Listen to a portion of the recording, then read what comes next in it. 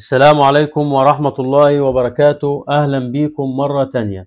في الفيديو بتاع النهاردة هنتكلم عن حاجة مهمة جدا جدا ومحتاجة منك شوية تركيز. هنتكلم عن تسطيب البيكسل على مدير أعمال الحسابات الإعلانية، وإزاي تربط البيكسل بالموقع الإلكتروني بتاعك عشان تتبع الأحداث والجمهور. لو أنت بتعلن وبتصرف فلوس ومش عارف مين اللي دخل موقعك أو مين اللي ضغط، مين اللي اشترى، يبقى لازم تتعلم حاجة اسمها الفيسبوك بيكسل. البيكسل ده أداة سحرية من الفيسبوك بتسمح لك تعرف كل حاجة بتحصل جوه موقعك لحظة بلحظة. في الفيديو ده هشرح لك ازاي تسطب البيكسل خطوة بخطوة، وازاي تربطه بموقعك الإلكتروني وتبدأ تتابع الأحداث المهمة زي الضغط على زرار أو إضافة لسلة أو مثلا عملية شراء. مش بس كده، هنتعلم كمان ازاي نستخدم البيانات دي عشان نعمل جمهور مخصص من الناس اللي دخلوا الموقع او عملوا اكشن معين، وطبعا تقدر تبني على الجمهور ده جمهور مشابه يوصلنا لناس جداد شبه العملاء الحاليين. سواء كان عندك موقع ووردبريس او شوبيفاي او موقع عادي، الفيديو ده معمول ليك عشان تبدأ تشتغل صح من البداية. يلا بينا نبدأ عملي على طول، وندخل على مدير الإعلانات بتاعنا. بعدين بندخل على كل الأدوات وبنختار إعدادات مدير الأعمال. بعد ما بندخل على إعدادات مدير الأعمال عشان نبدأ الخطوة الأولى في إنشاء البيكسل، بنضغط على مصادر البيانات وبنختار منها مجموعات البيانات. بعدين هنا عشان نضيف بيكسل جديد فبنضغط على إضافة، وبيقول لي سمي البيكسل ده اسم، فبنسميه مثلا طه 3 مثلا، وبنضغط على إنشاء.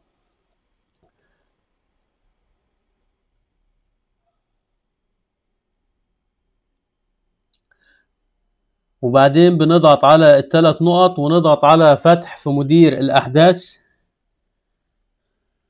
هلاقيه بيقول لي هنا أكتر من اختيار، فأنا بختار منهم إعداد بيكسل ميتا، واختار تثبيت الرمز البرمجي يدويا عشان يديني كود برمجي أقدر أربطه بالموقع الإلكتروني بتاعي. طيب هو كده طلع لي الكود اهو بتاع البيكسل، فأنا بضغط هنا على نسخ الرمز. وبعدين طبعا لو انت عندك موقع إلكتروني بتروح للمبرمج أو المطور اللي عمل لك الموقع بتاعك، بياخد الكود ده ويحطه لك في الاكواد البرمجيه بتاعه الموقع بتاعك.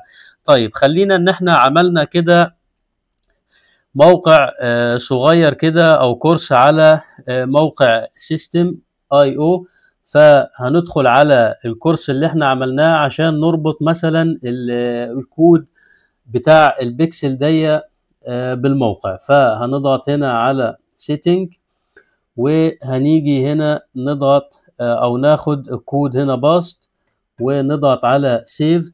كده احنا ربطنا الكود البيكسل بالموقع. بنرجع تاني على مدير الاحداث ونضغط على متابعة، وفي حاجة هنا اسمها تشغيل المطابقة المتقدمة. بيقول لك يعني دي معلومات العملاء اللي انت هتحتاجها او تريد ارسالها: المدينة، البلد، تاريخ الميلاد، البريد الإلكتروني، المعرف الخارجي، الجنس، الاسم الأول والعائلة، ورقم الهاتف. طبعا مش ضروري ان احنا نعلم عليها، وبنضغط على متابعة. بعدين هيقول لي إضافة أحداث. بضغط على إضافة أحداث، هيقول لي حط عنوان الموقع الإلكتروني بتاعك اللي انت حطيت فيه البيكسل. فبنجيب عنوان الموقع الإلكتروني اهو، مثلا بناخده كوبي ونحطه هنا ونضغط على إضافة أحداث. هيبدأ يفتح لي الموقع الإلكتروني بتاعي، وكده هو ربط البيكسل بالموقع الإلكتروني. طيب هنا هيقول لي أنت عايز تتبع إيه بالظبط على الموقع. يعني أنا لو ضغطت على تتبع عنوان URL هيقول لي في حاجات كتير جدا. يعني أنا عايز مثلا الناس اللي عملت إضافة إلى عربة التسوق، أو عايز الناس اللي هتبدأ إتمام الشراء، أو عميل محتمل شراء، الناس اللي عملت عملية شراء، الناس اللي دخلت مثلا على إضافة معلومات الدفع أو صفحة معلومات الدفع، الناس اللي دخلت على قائمة الرغبات، إكمال تسجيل، الناس اللي عملت اتصال. الناس اللي خصصت منتج، الناس اللي عملت تبرع. ده طبعا انت اللي بتحدده بناء على الموقع بتاعك والاكشن اللي انت عايز العملاء اللي اتخذت الاكشن دي. طيب خلينا مثلا نقول ان احنا عايزين الناس مثلا اللي بحثت عن الموقع، لان طبعا الموقع بتاعنا ده بسيط واحنا لسه منشئينه فمش هنلاقي عليه كل الحاجات دي. فخلينا نقول ان احنا عايزين الناس اللي هتبحث عن الموقع الالكتروني بتاعنا دي. وهقول له هنا عنوان اليو ار ال دي، يعني اللي هيبحث عن عنوان اليو ار ال دي عايزين نعرف. هنضغط هنا على تأكيد، وبعد ما نضغط على تأكيد بيقول لي هنا كده اكتمل الإعداد. بعدين أنا بدخل تاني أحدد تاني برضو البحث عن موقع، وأحدد يحتوي على URL، وأضغط على تأكيد مرة تانية. وبعد ما يقول لي اكتمل الإعداد بروح أفتح الموقع الإلكتروني ده كأن أنا مستخدم، وببحث عن URL أو الموقع الإلكتروني عشان أروح بعدين لاختبار الأحداث وألاقي البيانات بتاعتي.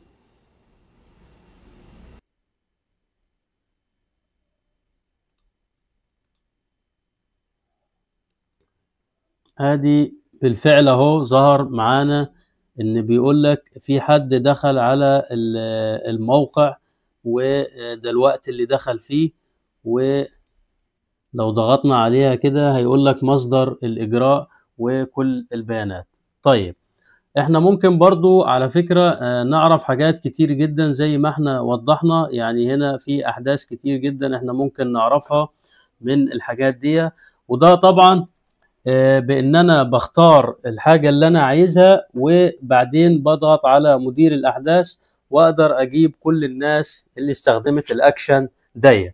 طيب لو انا عايز ناس دخلت على صفحه معينه في الموقع بتاعي او عملت حدث معين بس الحدث ده مش موجود هنا، لان الحاجات دي هي موجوده بالفعل في مدير الاحداث بتاعي على الفيسبوك.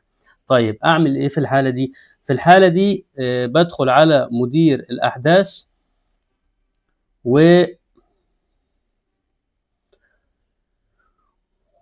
وبختار هنا نظرة عامة، وبختار إضافة أحداث. وعن طريق إضافة أحداث في حاجة هنا اسمها التحويل المخصص. التحويل المخصص دي بدخل عليها كده، وبحدد هنا اسم للحدث بتاعي، وليكن مثلا أنا عايز اللي عمل لوجين مثلا. وبختار هنا مصدر الإجراء موقع الويب، وبختار هنا يحتوي على أو بخليها يساوي اليو ار ال هنا اللي أنا بحطه له. فهنا بحط اليو ار ال بتاع الحدث الجديد اللي أنا عايزه. يعني احنا بس ما عندناش طبعا صفحات في الموقع دي، فاحنا لو ضغطنا مثلا على لوجين بس بيدخل على عملية تسجيل. فلو احنا عملنا عملية تسجيل هنا وجبنا اللينك بتاع عملية التسجيل مثلا او ايا كان الحدث ايه، وحطينا الحدث دي هنا وضغطنا على انشاء، في الحالة دي لما اجي اضغط على مدير الاحداث او اختبار الاحداث بعد ما يبقى في زيارات لللينك دي هيجيب لي برضو بيانات العملاء. يبقى كده انا عرفت ازاي انشئ بيكسل في مدير الاعمال بتاع الحسابات الاعلانيه بتاعي، وازاي اربط البيكسل دي بالموقع الالكتروني. وطبعا زي ما قلت لك لو الموقع الالكتروني ده عامله لك مبرمج او مطور فانت بتديله الكود ده وهو اللي بيربطه لك بالموقع الالكتروني. وبدخل بعدين على مدير الاحداث واختبار الاحداث عشان اقدر اشوف الناس اللي استخدمت الاكشن اللي انا حددته له. طيب بالطريقه اللي انتم شايفينها طبعا دي. طيب انا بعد ما كنت عملت اعلانات كتير او اعلان مثلا ومحتاج الناس اللي زارت الموقع بتاعي، الناس اللي هنا دي محتاج اعمل منها جمهور مخصص. بعد ما رجعت لمدير الاعلانات بتاعي بختار هنا مثلا حافظة الاعمال دي عشان اختار الحساب الاعلاني دي.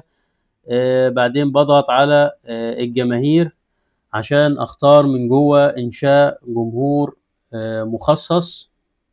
وبعدين بضغط على موقع الويب واضغط على التالي. هلاقيه بيقول لي طبعا، او بيجيب لي على طول البيكسل اللي هو مربوط بمدير حسابات او مدير الاعمال اللي انا فاتحه، اللي هو طه واحد دي. هقول له مثلا كل زوار موقع الويب، واقول له مثلا في اخر 30 يوم، واكتب له اسم الجمهور هنا، بعدين اضغط على انشاء جمهور. كده هو هينشئ لي جمهور مخصص من الناس اللي زارت موقع الويب بتاعي. طيب انا عايز انشئ جمهور مشابه للجمهور المخصص ده، فبالتالي انا بضغط على انشاء جمهور، واضغط على انشاء جمهور مشابه، وفي تحديد مصدر جمهورك المشابه بختار طبعا طه واحد ده اللي انا انشأته، وبختار البلد من هنا. طبعا هو بس المشكلة ان احنا مفيش جماهير، احنا لسه عملنا البيكسل دلوقتي ولسه رابطينه، ومحدش طبعا دخل عن طريق اعلانات. فهضغط هنا على انشاء جمهور، وهينشئ لي جمهور مشابه للجمهور المخصص بتاعي. يبقى كده احنا عرفنا ازاي ننشئ البيكسل من مدير الاعمال بتاعنا، وازاي نربطه بالموقع الالكتروني، وازاي نتبع الاحداث او نختار الاحداث اللي احنا عايزينها. يعني نختار الاكشن اللي احنا عايزين العميل او العملاء اللي استخدمت الاكشن ده في الموقع بتاعنا، او الصفحة معينة مثلا العميل دخل عليها، فانا عايز العملاء اللي دخلت على الصفحة دي. وعرفنا بعدين بعد ما نعمل اعلان او اكتر ازاي نعمل جمهور مخصص من الناس اللي زارت الموقع بتاعنا. وطبعا بنستهدف الجمهور ده بطريقة سهلة جدا لما نيجي نعمل اعلان ممول جديد. وكده يبقى احنا خلصنا الفيديو بتاعنا، وشكرا والسلام عليكم ورحمة الله وبركاته.